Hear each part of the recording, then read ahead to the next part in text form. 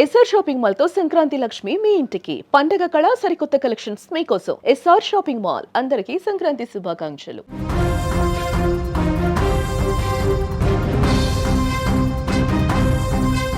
సంక్రాంతి పండుగ వేళ కుటుంబం అంతా సరదాగా గడుపుతున్న సమయం ఉన్నట్టుండి ఒక్కసారిగా భూమి కంపించినంత భారీ శబ్దం.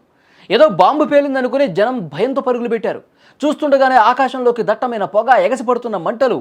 హైదరాబాద్ కూకట్పల్లిలో ఈ అగ్ని ప్రమాదం స్థానికుల్ని వణికించేసింది. ఒకేసారి 10 చిన్న గ్యాస్ సిలిండర్లు పేలటం, భారీ శబ్దం రావడంతో కూకట్పల్లి వాసులు ఒక్కసారిగా ఉలిక్కిపడ్డారు. కూకట్పల్లి పోలీస్ స్టేషన్ పరిధిలోని ఓ నివాస ప్రాంతంలో గుట్టు చప్పుడు కాకుండా గ్యాస్ రీఫిల్లింగ్ దందా నడుస్తోంది. పండుగ సీజన్ కావడంతో డిమాండ్ ఎక్కువగా ఉంటుందని పెద్ద ఎత్తున చిన్న సిలిండర్లను నింపే పనిలో పడ్డారు వాళ్ళందరూ. అయితే ఎలాంటి సేఫ్టీ ప్రికాషన్స్ తీసుకోలేదు. ఒక సిలిండర్ నుంచి మరో సిలిండర్లోకి గ్యాస్ ఎక్కిస్తుండగా గ్యాస్ లీక్ అయింది. చూస్తుండగానే పెద్ద ఎత్తున మంటలు వచ్చేసాయి.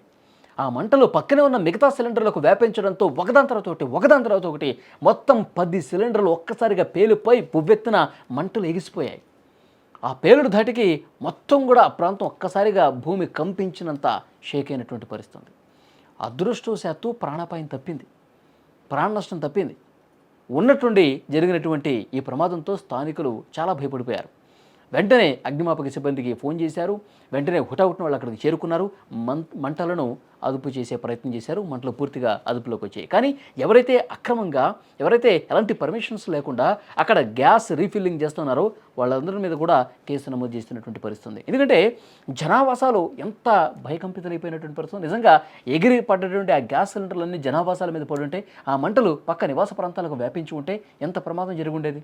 ఈ విధంగా ప్రమాణాలు పాటించకుండా, సేఫ్టీ ప్రికాషన్స్ తీసుకోకుండా, అసలు పర్మిషన్స్ లేకుండా ఈ విధంగా చేసిన వాళ్ళ మీద కఠినంగా శిక్షించాలని చెప్పి అక్కడ చుట్టుపక్కల ఉన్నటువంటి నివాసితులు ఎవరైతే ఉన్నారో వాళ్ళందరూ కూడా డిమాండ్ చేస్తున్నటువంటి పరిస్థితి. ఒక్కసారిగా అందరూ భయపడిపోయారు. ఒకటొకటిన ఫైర్ ఇంజిన్స్ వచ్చేసి మంటలు అదుపు చేశారు.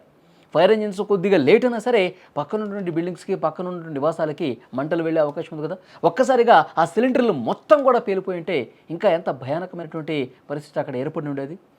కాబట్టి అందరూ కూడా అసలు నివాస ప్రాంతాల్లో ఇలాంటి వాటిని పెట్టకుండా ఉండాలంటే ముందుగా అక్కడ సంబంధిత అధికారులు క్షుణ్ణంగా తనిఖీలు చేయాలి.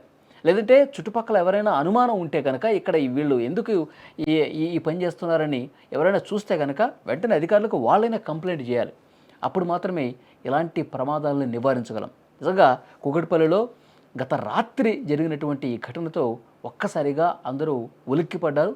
భయంతో 1/2 కిలోమీటర్ పరుగులు పెట్టిన పరిస్థితుంది. అసలు ఏం జరుగుతుందో అర్థం కాల. తర్వాత ఫైర్ ఇంజిన్లో చూశాక ఇక్కడ అక్రమంగా గ్యాస్ రీఫిల్లింగ్ చేస్తానని చెప్పి అప్పుడు వాళ్ళకి అర్థమైంది. వెంటనే కేసు కూడా నమోదు చేశారు. మంటలన్నీ కూడా అదుపులోకి వచ్చాయి.